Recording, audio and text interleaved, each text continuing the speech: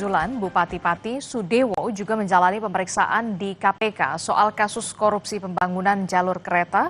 Bupati Pati diperiksa sebagai saksi.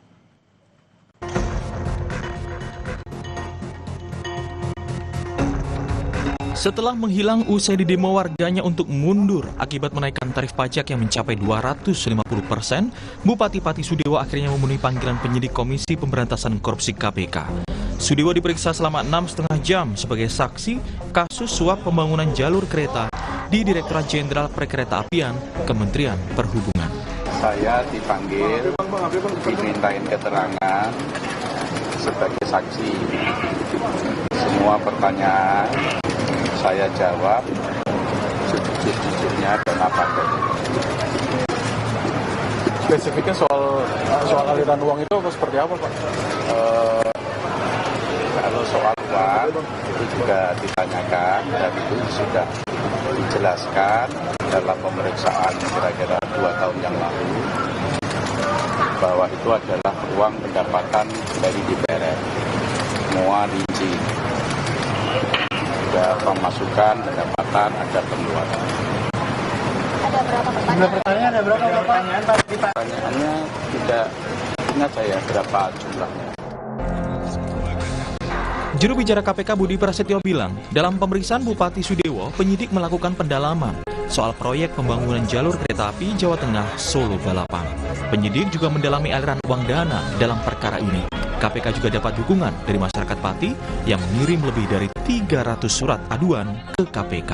Terkait dengan saksi saudara SDW, penyidik melakukan pendalaman terkait apa yang diketahuinya mengenai proyek pembangunan jalur kereta api, khususnya di bagian Jawa Tengah, yaitu di wilayah Solo Balapan, termasuk juga saksi SDW didalami terkait dengan pengetahuannya mengenai aliran-aliran uang dalam perkara ini.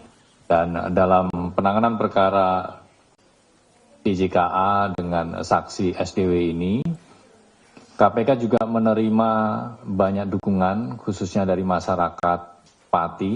Per hari ini kami mendapatkan kiriman kurang lebih 350 surat. Di tengah dugaan kasus korupsi yang menjerat Sudewo, Pansus Hak Angket Pemakzulan Bupati terus bergulir. Sebelumnya Pansus juga meminta keterangan ahli hukum tata negara Bivitri Susanti dan Junaidi dari Universitas Semarang. Keterangan ini dinilai penting untuk keabsahan Pansus dan memastikan dasar hukum yang kuat untuk pemakzulan Bupati Pati Sudewo. Tadi juga ditanyakan dan saya setuju juga mengenai mutasi dan demosi yang dilakukan oleh Bupati yang ternyata tidak sesuai dengan peraturan perundang-undangan yang ada. Ada yang sudah dilantik tanggal 8 Mei, suratnya baru keluar tanggal 16 Mei. Bahkan ada beberapa orang yang sudah dilantik tapi sebenarnya suratnya belum keluar, peraturan teknisnya. Nah, itu semua menurut saya bisa dijadikan dasar untuk ke Mahkamah Agung nanti. Di tengah ancaman pemakzulan dan jeratan korupsi DJKA, bagaimana nasib Bupati Pati Sudewo?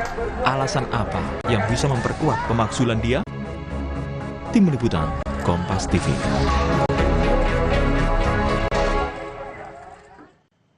Kita beralih ke informasi lain, saudara. Elemen